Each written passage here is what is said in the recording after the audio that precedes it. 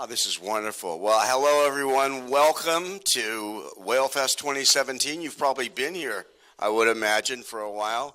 This is our 7th iteration. My name is Steve Elzy. I'm with KRML Radio, and it's an honor for us as an organization and an honor for me as a person who loves the ocean to be here with you. We have a great lineup of speakers, and we've got a wonderful finale here. So please help me in giving a warm Whalefest welcome to Ted Cheeseman, the founder of Happywhale.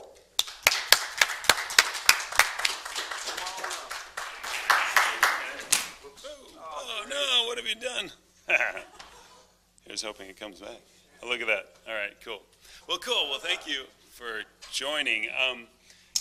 So Happywhale it's a citizen science web platform, or basically a website. And the goal here is to create access. And the idea is, as many of you know, humpback whales in particular, and many marine mammal species, are photo-identifiable. They have unique features that you can see in a photograph. Photo ID is a long-standing technique used to study whales and actually quite a few different species of terrestrial mammals as well. But for marine mammals, we don't, as citizens, we don't have much access to whale science. And when we go out and see a whale, well, it's a great experience, but you don't necessarily get a whole lot of depth of experience here. So what we sought to do was build a way to create access to the information behind some of the stories of the whales, and at the same time, with that engagement that comes from it, essentially create a benefit to the science by getting data from the public.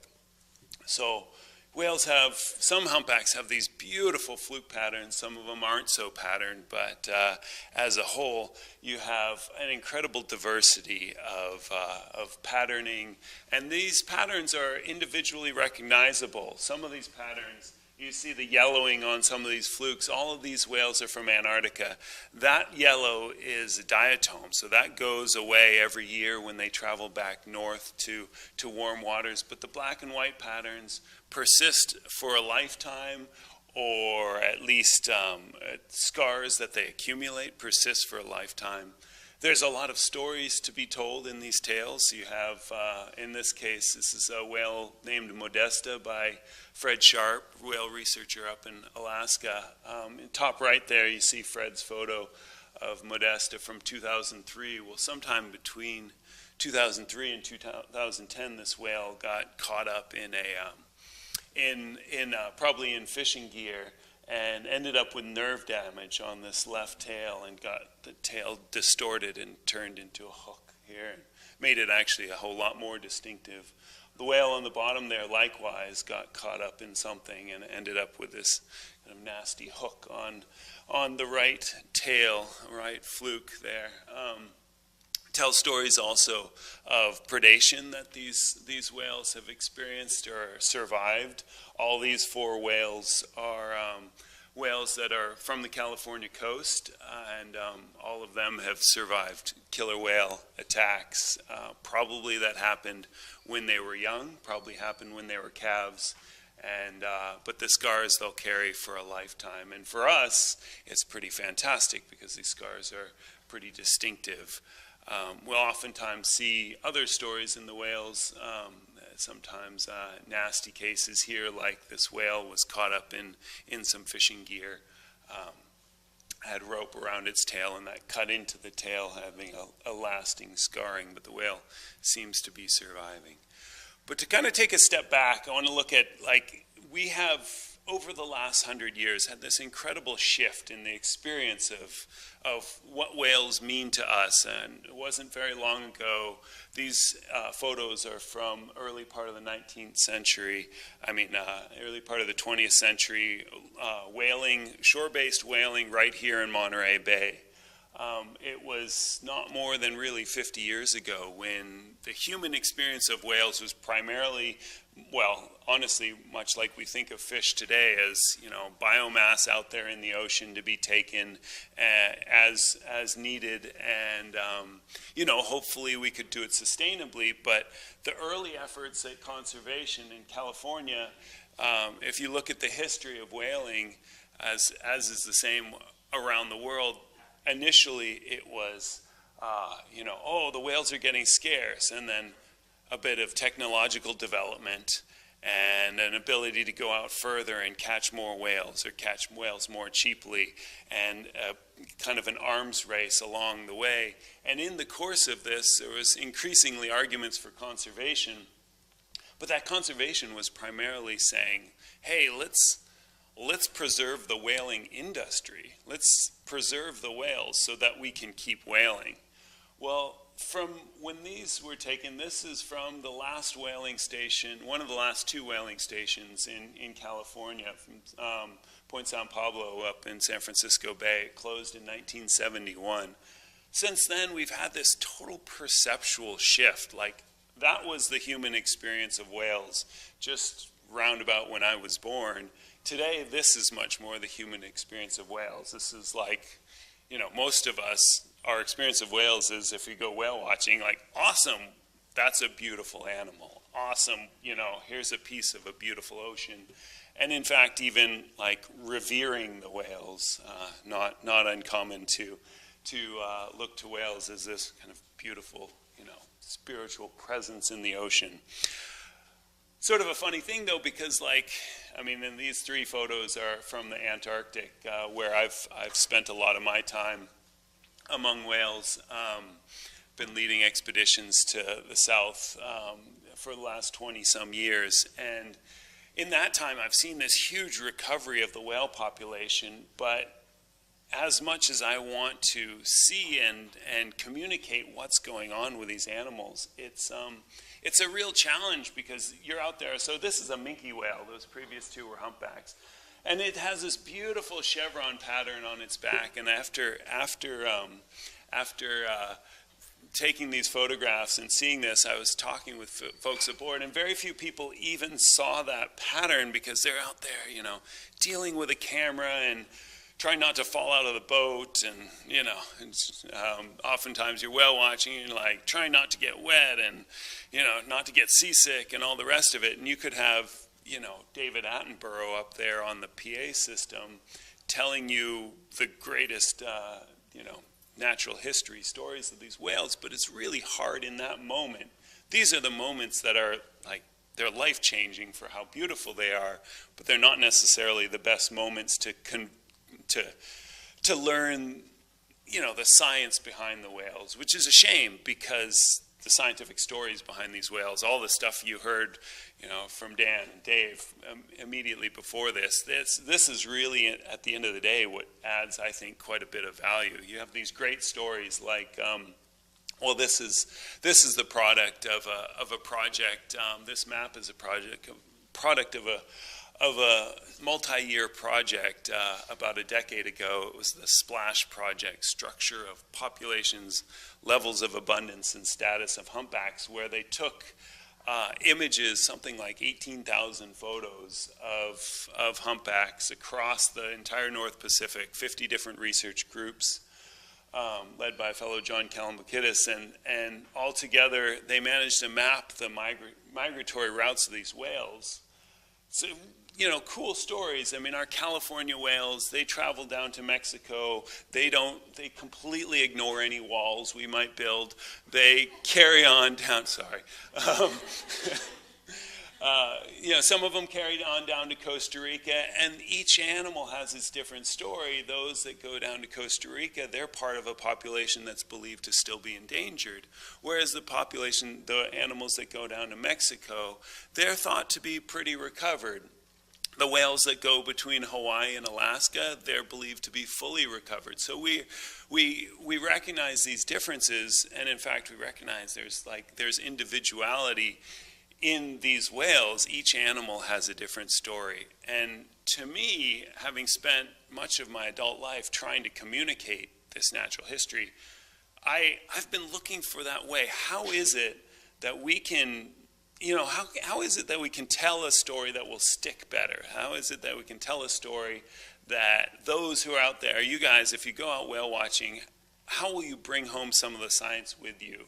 And how, especially, could you turn around and, be a part of the science? And there's kind of a key to that, and that's with individuality. Well, the screen's a bit bright there, but so much as we relate to each other, I know a few of you here in the audience, Dan, professor at UC Santa Cruz, I have a different relationship with him than Jody in the back there, the photographer, and I have, relationships with individuals rather than, you all as people, right? Well, it's really the same with animals, and there's a lot of domestic or captive examples you could bring, but I like wild examples, and this is kind of a particularly cool one. This is a whale that's a national celebrity in Australia. This whale is by the name of Migaloo. This whale is alabaster white, and anytime this whale is seen in Australian waters, it makes national headlines. Most Australians know about this whale, which has kind of been a powerful thing because for example, Japan conducts scientific whaling, and there's a lot of arguments about the validity of that. But a few years back, they said, hey, we're going to add 50 humpback whales to our take, right? And Australia was the strongest voice against that. And the kind of collective national voice wasn't, hey, humpback whales are threatened and there's X numbers of whales. And it wasn't a scientific argument so much as it was, you're not going to murder Migaloo. It was personal and emotional. And I think that's kind of the power here, is that if we realize these whales are individuals, and such is the case with many of the animals around us. I mean, there's certain sea otters that I see all the time. Right when I'm surfing up, and I live in Santa Cruz, I surf out by the lighthouse there, Steamer Lane, and there's a couple different sea otters that I see all the time, and it's like, cool, same guy eating a different crab every day,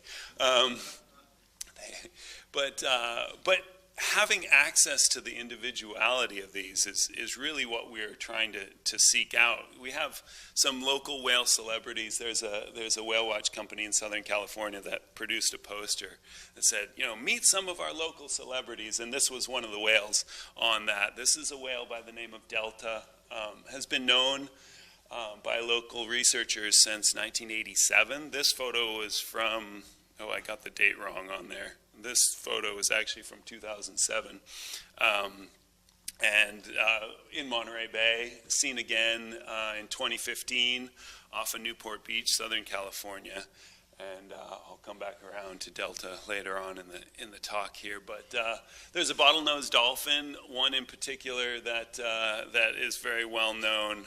Patches is this dolphin's name. It's got this leucistic, funky white patterning. This is from the Channel Islands, has been seen quite a few times over the years. Here locally, there's a lot of whales that are known to local whale watch companies and have been named. This one in particular is Fran, who has been seen like 18 times, and the name Fran came from being adopted by a fellow, Ferd Burkholz, who his wife passed away, and he adopted this whale through the Oceanic Society and made a donation in the whale's name in memory of his late wife. And so for him, it was particularly meaningful and incredibly special when Fran was seen down in Mexico. We know that the whales migrate down there, but kind of this one whale being seen had this particular value, and then suddenly an ocean conservation issue in this particular part, Guerrero, Mexico, where there was a proposal to build a big marina and such, suddenly became relevant to this fellow here in California.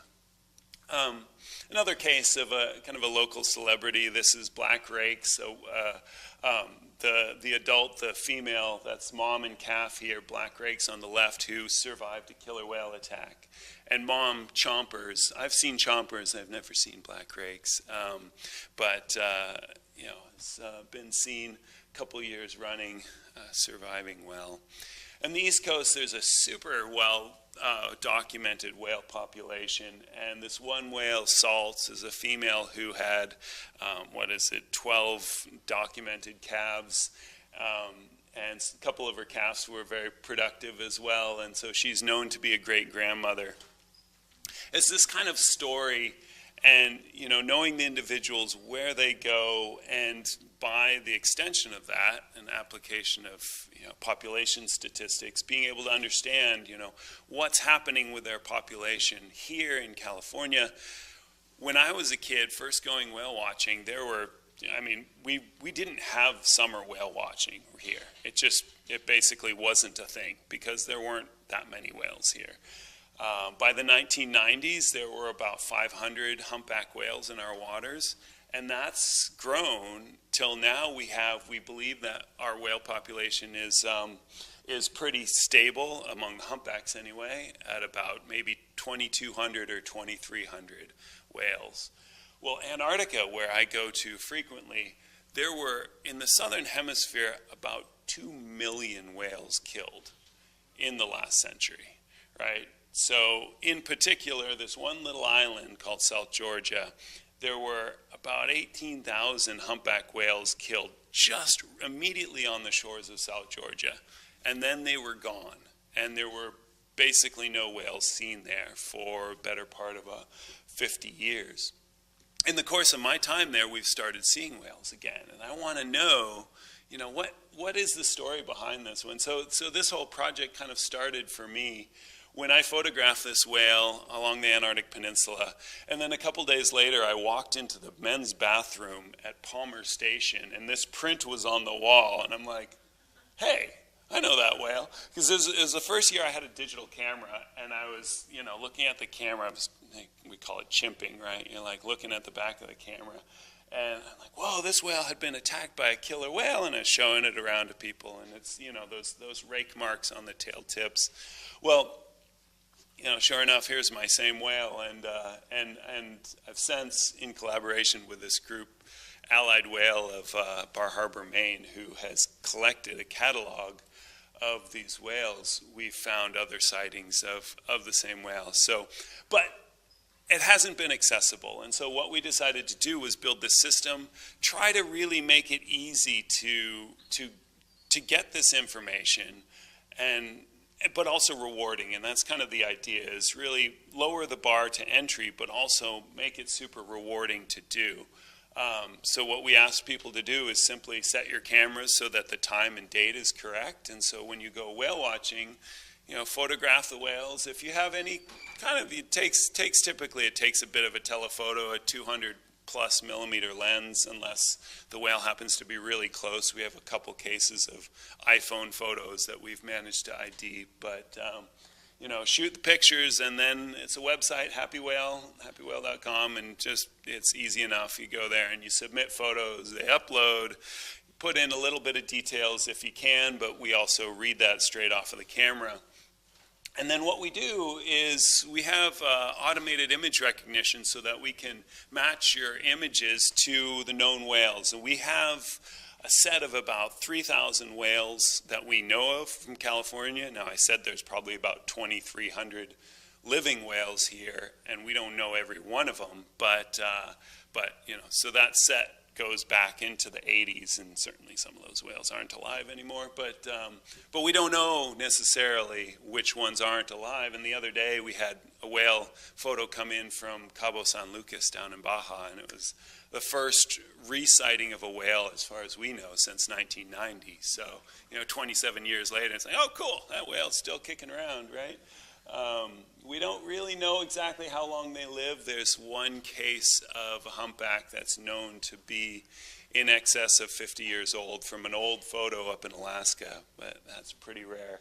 But so super cool when we find a match, and we tend to match for quality photos in California waters. About 70% of the whales we end up finding a match for.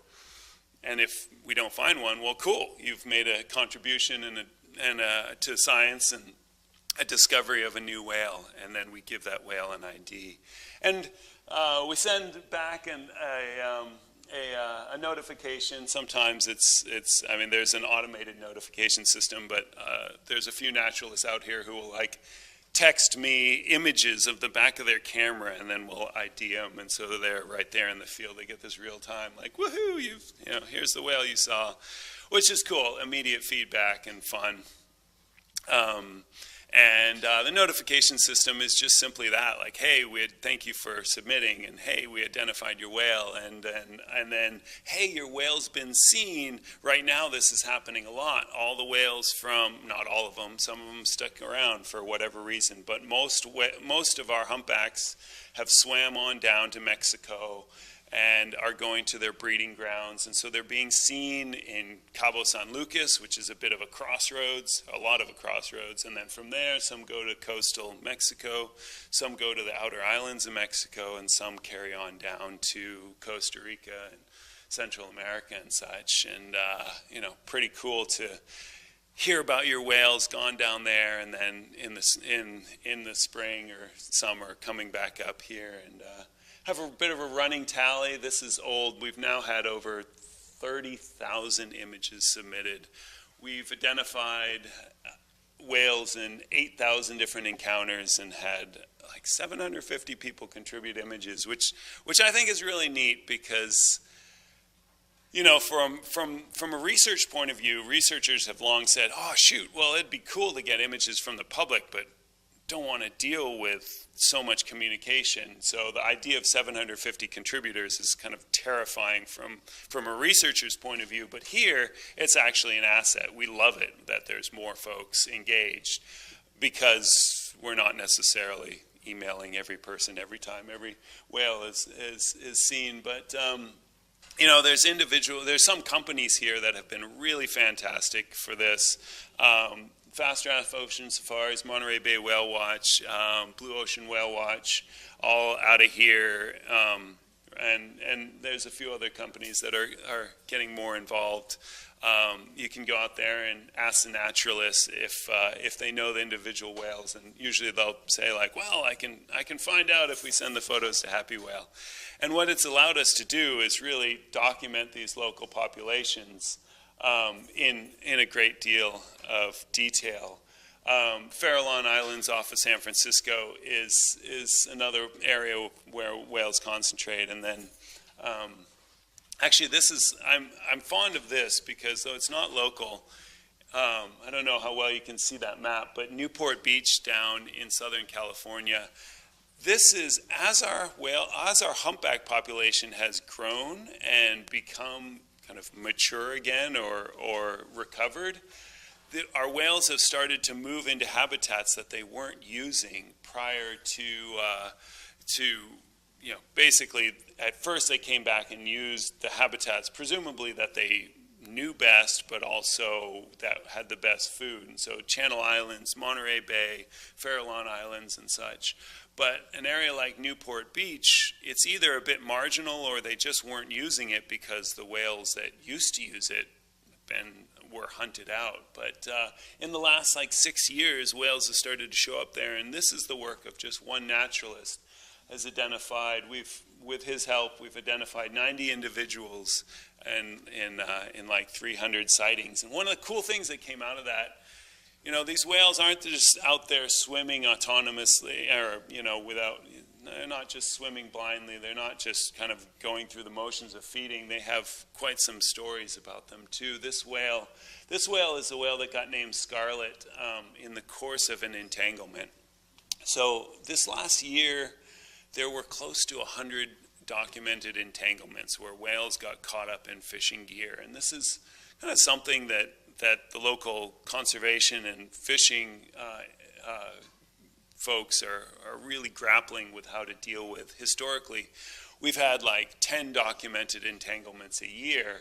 And something has happened, or a few things have happened in recent years that's really changed that. One thing is that whale populations have recovered. You got more whales, so inherently, if there's fishing gear, more of them will run into it. Two, some fishing practices have changed where there's more crab fishing since there's less bait fish fishing going on. And three, there's, gosh, what was the third thing I just spaced? More observers, more people out there on the water reporting them. But this whale in particular, can't see very well, but there's a wound right here, and then you can, there's a rope going across, coming out of her mouth. But we got a photo. She was tail breaching a bit. It seemed like she was trying to get rid of this gear.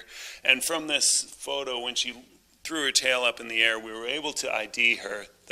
Just that white patterning on her tail is unique enough. Actually, our algorithm matched her to a whale known from 2005, known to be a female.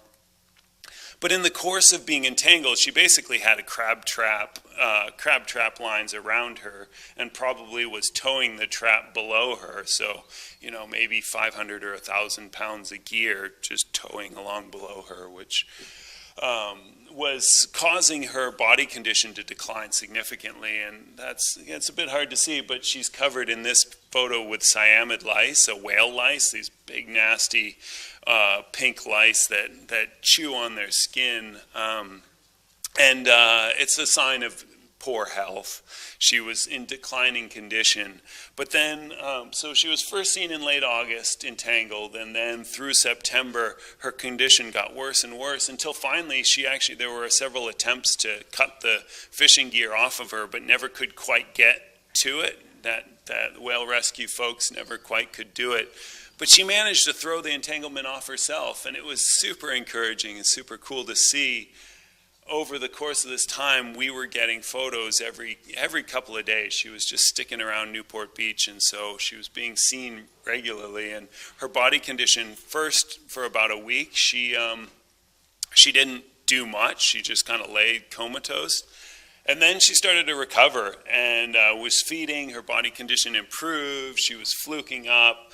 And she was last seen a couple times in November and December, and her skin was really clean. It was looking really good. So another case of the same kind of thing. We had a whale that we saw first identified in October, on October 16th. Then 2 days later was seen wrapped up in a fishing net. And this photo went around, and the whale entanglement folks were like, oh my gosh, what do we know about this whale? Well, it was fantastic because for us, we were able to see. There was another photo in the series where there was identifiable tail, and we said, oh, well, we know this whale, and just 2 days ago, the entanglement happened in the last 2 days. So suddenly they had a lot more information to go by to judge, should they go out and try to cut the net off, and it provided a real resource for the whale entanglement team, which has to decide, what risks do they take, how much effort do they put out to try to save each whale. And we determined, in looking at this and knowing that it was a pretty new entanglement, that the entanglement would probably come off of its own accord. I mentioned the whale Delta before. Unfortunately, she was last seen in August of last year entangled, and we don't actually know her fate at this point. She was looking a bit rough. So, but we hope to see her again. It does sometimes happen. This whale was named Okie Dokie in honor of a fishing vessel that stayed with her. She was entangled and followed by this fishing vessel. They just stopped fishing and spent the rest of the day following this whale until a rescue group could get to her. She was then cut free, but these entanglements sometimes are so severe that the whale gets cut free, but maybe the whale still dies, and we just don't even know until we re-sight it again. But then in October, there's disentangled in April, and then in October was seen down in Southern California. And so it's kind of like a way to, thanks to the contributions of a citizen scientist, able to say, hey, our whale is still alive. So 2 sightings of her. You know, a lot of these, what it's allowed us to do is tell fun stories, and to me that's a big part of it. This is not a very distinct fluke, but it's a very distinct whale, so we've come to be able to recognize it in part because it's a very flamboyant whale, a whale that likes to breach, and when it breaches, this whale should have a 15-foot long pectoral fin there, but it has no fin at all. So the whale got named Lefty, because it has no left arm, so no left pectoral fin. And same whale was seen actually in an event out here where a bunch of humpback whales ganged up on, well, ganged up might be a little anthropomorphizing, but a bunch of whales actively tried to interrupt a gray whale hunt by killer whales, and this was one of the whales there that was, you know, swimming through and trying to drive off the gray whales. Drive off the killer whales from taking out a baby gray whale. Flopsy is another whale we know well here. Flopsy got her name from this. She had some rope wrapped around her tail once, and it did some nerve damage, so that her tail fin is very, very floppy. But you know, one whale known from the early '90s, and seen many, many times over the years. So we've had a lot of fun with this. It's been a lot of work, but we've been able to, we have it pretty well under wraps in California. Like I say, so there's 70 or 80% chance that if you see a whale and you get a good photograph of it, we'll be able to match it to a known whale. We've taken this system and gone down to Antarctica with it, which for me is really exciting, because that's an area where the whale populations, I mean, there should be literally tens of thousands of whales, and it's just really starting to recover. In my 20-some years there, I've seen real recovery of whales, and lots of surprises, like we now know that whales come from Tonga over to the Antarctic Peninsula, which is not very logical. It's this huge east-west journey, but that's what's happening.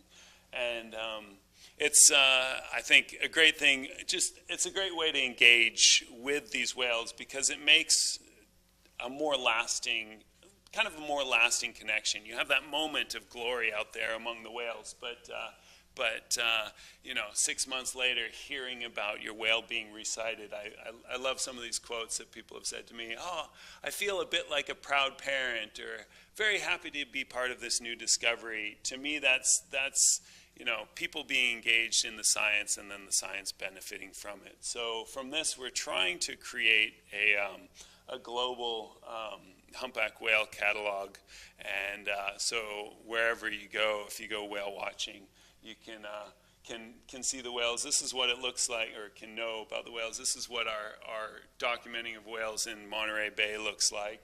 But in some of these more remote regions, like the island of South Georgia, this little island that's rather small comparison to California. California has about 2,000, 2,300 humpback whales. This island, there were 18,000 killed in just 10 years. So you can imagine what it should be like there, and hopefully, you know, and the truth of it is that Antarctic tourists are the most consistent presence there. So if we are regularly photographing the whales, there's a potential for a really huge contribution to the sciences. And we don't just work with humpbacks, actually. The system, you know, it works well for receiving photos of lots of different species, and we collaborate with a variety of researchers. This was kind of a prize sighting for us. This is a type of killer whale that is believed to be distinct for probably 400,000 years from any other killer whales, but that's based on a genetic sample of literally one individual. It's only been seen about 18 times, and we have come up with 3 of those sightings through contributions of sightings from citizens, from Antarctic tourists. So pretty psyched on that. Oh, I got to wrap up here, so cool. One last long-distance trip here. There was the map of whale distributions historically has gone up to here. I was up here with a wildlife down in the Dominican Republic. So pretty cool stuff, a journey of 5,500 miles. It would have been closer for those whales to go over the North Pole and to Hawaii. So just want to say big thanks to the science collaborators we've worked with. That's Cascadia and Allied Whale, and then especially the local whale watch companies that here, Monterey Bay Whale Watch, Blue Ocean, Fast Draft. Cool folks. And yeah, you know, so if any of you are out whale watching, we'd love your contributions, and it's a fun thing to do. Thank you.